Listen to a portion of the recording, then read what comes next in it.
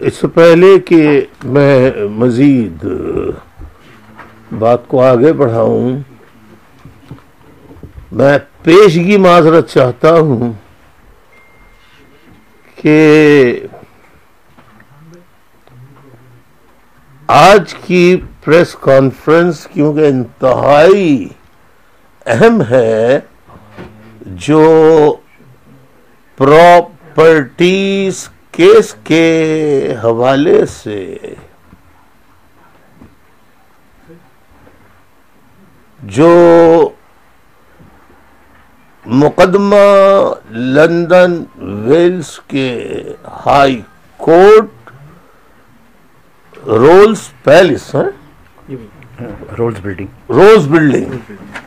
रोज building में 7 रोज तक, यानी 5 रोज एक मर्तबा, फिर आप अगर कुछ गैप के बाद 2 दिन 25 और 26 जनवरी वेलकम करते हैं और को खत्म हुआ, जिसमें अरे ऑफिस से इनको कहेंगे आप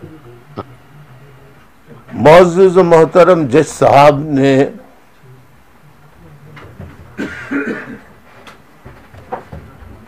MQM के खिलाफ, जेन्युइन MQM के खिलाफ फैसला दिया और जाली आर्मी, पाकिस्तान की आर्मी मिलिट्री इस्टेब्लिशमेंट की के स्पॉन्सर्ड क्रिएटेड ग्रुप को जायज, और जो जायज था उसे नाजायज करार दिया। उस सिलसिले में मैं कुछ नुकात जो बयान करूंगा, उसके लिए मुझे थोड़ा सा बैकग्राउंड में जाना पड़ेगा, जिनसे आप सब वाकिफ हैं। आज मुल्क मुआशी तौर पर डिफॉल्ट कर चुका है, जिसका ऐलान करने की पाकिस्तान के किसी भी रहनुमा की हिम्मत नहीं है, जरूरत नहीं है उसमें कि वो इस हकीकत का एतराफ करे। वेंटिलेटर कभी सऊदी अरब से ले लिया, तो कभी UAE से पैसा ले लिया, तो कभी अमेरिका से, कभी भीख का प्याला कहीं, कभी भीख का प्याला कहीं, और मुल्क कहीं भीख के प्यालों से चला करते हैं। लेकिन आज पाकिस्तान जिस नहज पे पहुंचा है, अगर हम उसकी जड़ को नहीं जानेंगे, जो पाकिस्तान के किसी रहनुमा में, किसी भी पार्टी के रहनुमा में ये जुर्रत नहीं है, ये हिम्मत नहीं है कि वो उस तरह से बात कर सके जिस साफ और शफाफ तरीके से खुलकर मैं इजहार करता हूं। पाकिस्तान के क़याम के बाद से लेकर 1947 से लेकर आज तक बज़ाहिर आजाद होने वाला पाकिस्तान दरअसल ट्रांसफर हुआ है ब्रिटिश साम्राज्य के एजेंटों के हाथों, वो सुपुर्द हुआ। और जो सिंसियर थे, जैसे कायद आज़म मोहम्मद अली जिन्ना, उनके दस्ते रास्त खान लियाकत अली खान, उनको शहीद कर दिया और जो बरतानवी सल्तनत के यूनाइटेड इंडिया पर कब्जे में बरतानवी सल्तनत के वफादार थे, उनके हाथों में मुकम्मल इख्तियार दे दिया गया। अगर इसमें जमहूरियत का चैंपियन सबसे बड़ा मुल्क अमेरिका, बरतानिया और दीगर वेस्टर्न कंट्रीज की हिमायत नहीं होती तो कभी पाकिस्तान के अंदर 1958 में मार्शल लॉ नहीं लगता।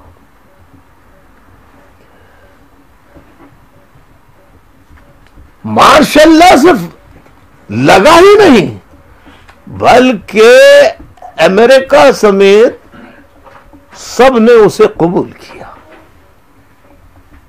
तमाम वेस्टर्न डेमोक्रेटिक कंट्रीज ने उसे कबूल किया। तो मैं पाकिस्तानियों को आज की प्रेस कॉन्फ्रेंस के तवस्सुत से बताना चाहता हूं कि बज़ाहिर हम आजाद हुए हैं, लेकिन असल आजादी जिसे कहा जाता है पाकिस्तान, वो आजाद और खुद मुख्तार मुल्क हरगिज नहीं है, बल्कि दूसरों के गैर मुल्की इमदाद और पैसे पर चल रहा है।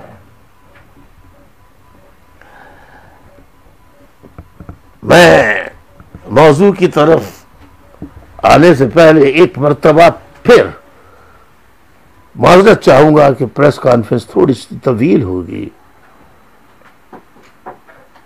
तो उसके लिए मैं पेशगी माजरत चाहता हूं।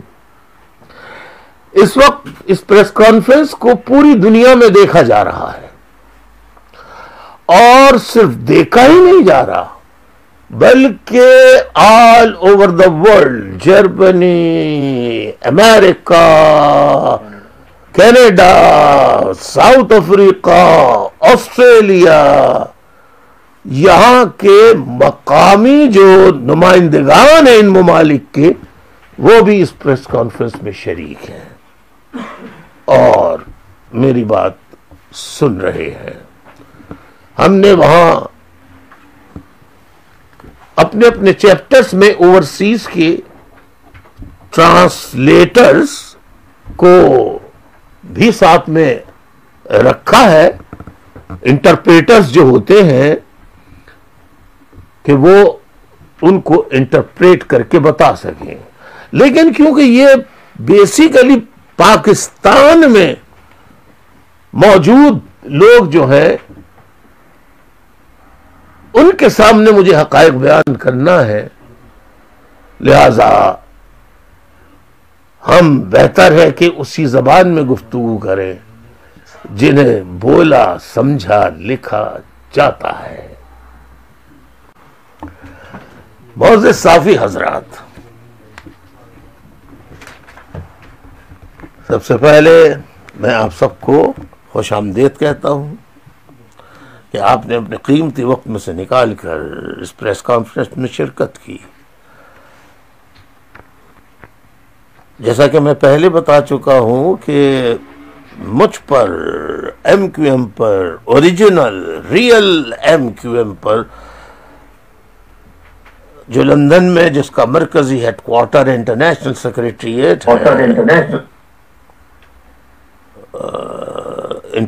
सेक्रेटरीट है, वहां मौजूद जो प्रॉपर्टीज लंदन ने अपने 31 साला जिलावतनी के दौर में खरीदी थी, क्योंकि 19 जून 1992 को जब ऑपरेशन शुरू हुआ था तो बहुत बड़ी तादाद में इन्फ्लक्स हुआ था बरतानिया और वेस्टर्न कंट्रीज बशमूल अमेरिका में असाइलम के लिए जो लोग गए थे, अब हमारे पास रहने के लिए कोई जगह नहीं थी, तो हमने आहिस्ता आहिस्ता एक दो और आज भी जो प्रॉपर्टीज पर दावा किया गया है उनमें MQM के कारकुनान, उनके बीवी बच्चे रहते हैं।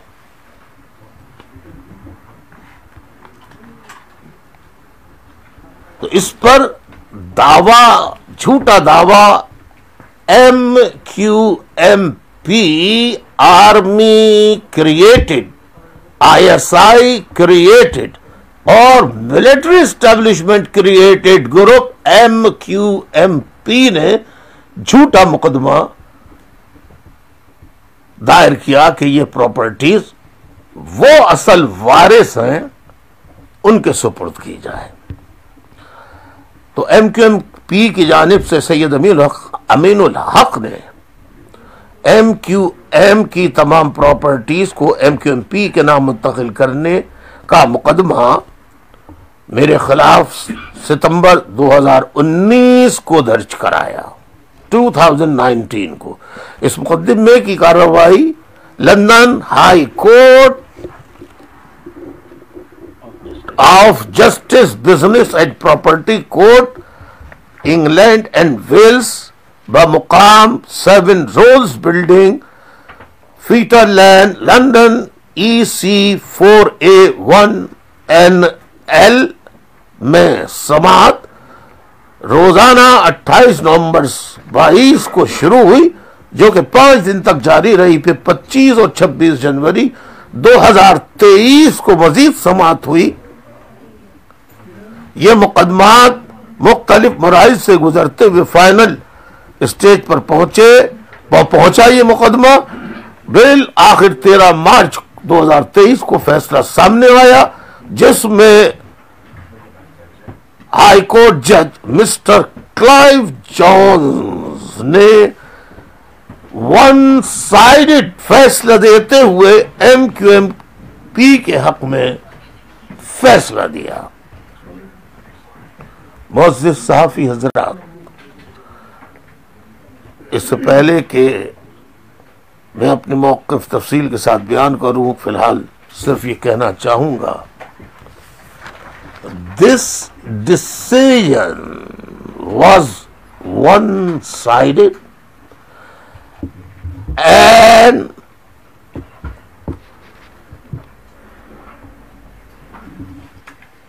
not only for me but also were with my law council। जो लॉ काउंसिल मेरी थी उस वो भी कहती थी ये वन साइडेड डिसीजन है।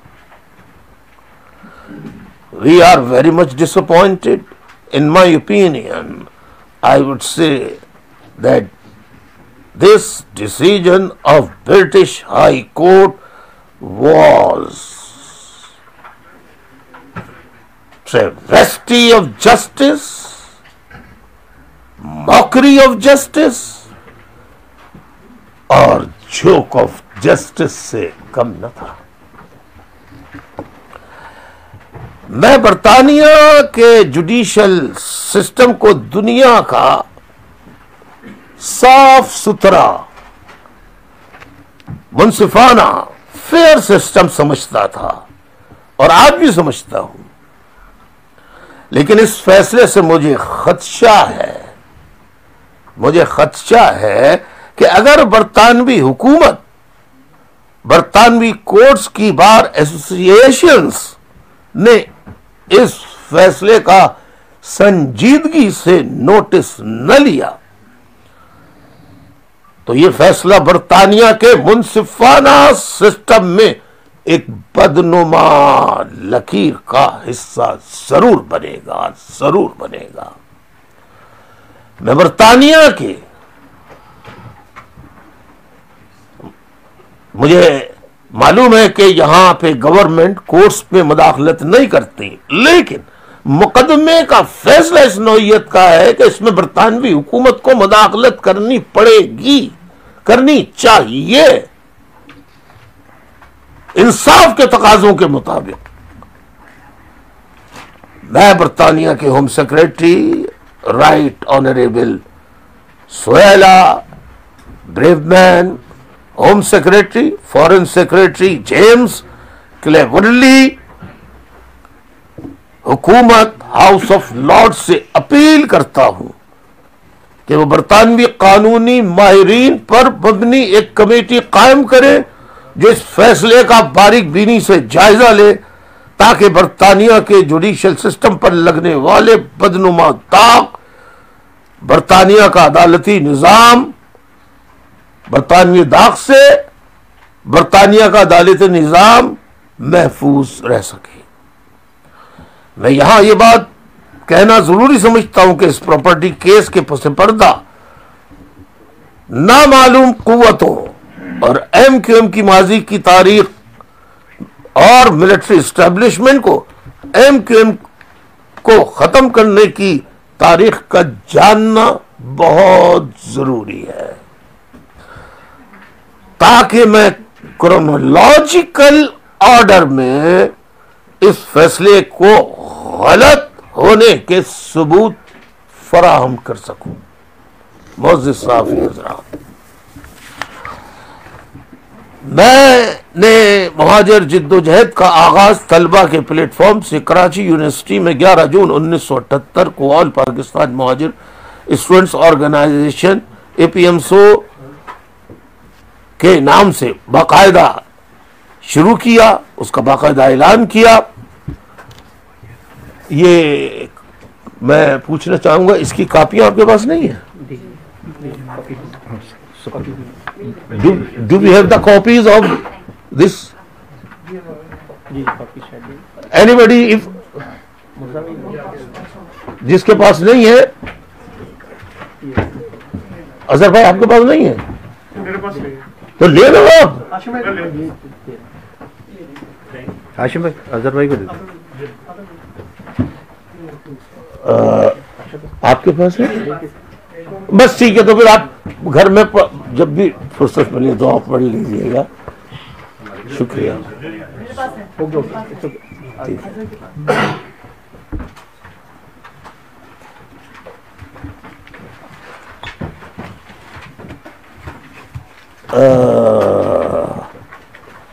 फिर 18 मार्च 1984 को मुहाजिरों और दीगर मजलूम कौमों के हुकूक के लिए अवामी सतह पर सियासी जमात गर्ज महाजिर कौमी मूवमेंट का क़याम अमल में लाया गया। इससे आप सब वाकिफ हैं, मैं सिर्फ दोहरा रहा हूं इंटरनेशनल ऑब्जर्वर के लिए, क्योंकि इसका ट्रांसलेशन भी उनको फराहम किया जाएगा, आज नहीं शाम को या कल।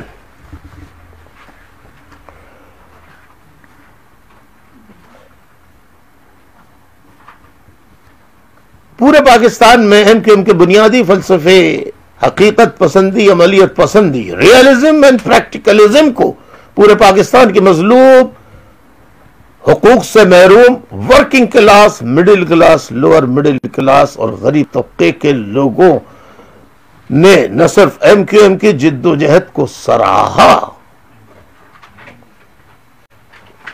बल्कि पूरे पाकिस्तान में ये पैगाम इस तरह फैला कि वहां से वफूद 90 पे मेरी क़यामगाह पर वफूद आने लगे पूरे पाकिस्तान से कि ऐसी तंजीम कि हम कैसे रुकन बन सकते हैं कि आपकी तो मुहाजिर कौमी मूवमेंट है, हम तो पठान हैं, पंजाबी हैं, सिंधी हैं, बलोची हैं, हजार वाले हैं, वगैरह वगैरह वगैरह। तो क्योंकि मेरा फलसफा जो था वो सिर्फ मुहाजिरों के हुकूक का हुसूल ही नहीं था, बल्कि पाकिस्तान में all those who have been subjected to subjugation, victimisation, discrimination, persistently they were going under subjugation, victimization. ये लोग they were living, or they are living in every corner, every part of Pakistan, in 4 provinces of Pakistan, each and every part of 4 of the 4 provinces of Pakistan. Punjab में सिर्फ elite class और उनके साथ रहने वाले मजे में हैं। ये थोड़ा सा जुमला शायद नाजेबा सा लगे, बाकी पंजाब के गरीब अवाम, मजलूम और महरूम अवाम भी खुश नहीं है, बिल्कुल। लेकिन जो बड़े बड़े लोगों के साथ जिनके ताल्लुकात हैं, वो खूब जानते हैं अच्छी तरह से। मैं वजाहत क्या करूं जनाब, उनके लिए तो ये चोर, उचक्के, डाकू, यानी एक घर में डाका डालना जितना बड़ा जुर्म है, उससे 1000 नहीं बल्कि लाख गुना ज्यादा बड़ा डाका नेशनल एक्सचेकर पर डालना है, मुल्क के कौमी विरसे पे डाका डालना है। लेकिन आज तक क्या हुआ, किसी को मुल्क की दौलत लूटने वाले, खा वो ब्यूरोक्रेट्स हो, पॉलिटिशियंस हो या फौजी जर्नैल हो, जिन्होंने अरबों खरबों रुपए अपनी ताकत का, अपनी पोजीशन का, अपने स्टेटस का फायदा उठाते हुए, जिन्होंने पूरे मुल्क के खजाने को खाली करके आज मुल्क को डिफॉल्ट कर चुके हैं, वो कर दिया है। पाकिस्तान में दौलत 2% एलीट और उनके हवारियों के पास है, उसमें civil bureaucrat, civilians, politicians, bureaucrats और फौजी जर्नैल। अब फौज में भी आज मैं बबांग दौल कहता हूं कि फौज में भी 98% फौजी बॉर्डर्स पर जाने दे रहे हैं, शहीद हो रहे हैं। उनकी कुर्बानियों का फल स्टार लगे हुए फौजी जर्नैल खा रहे हैं। 75 सालों में इन फौजी जर्नैलों ने मुल्क को तबाही के दाने पे खड़ा कर दिया। और फौजी जर्नैलों की इन गलतियों को मैं आगे चल के बताऊंगा। Legitimise, who did legitimize all the ill means carried out by the generals of Pakistan. आप खुद भी जानते हैं।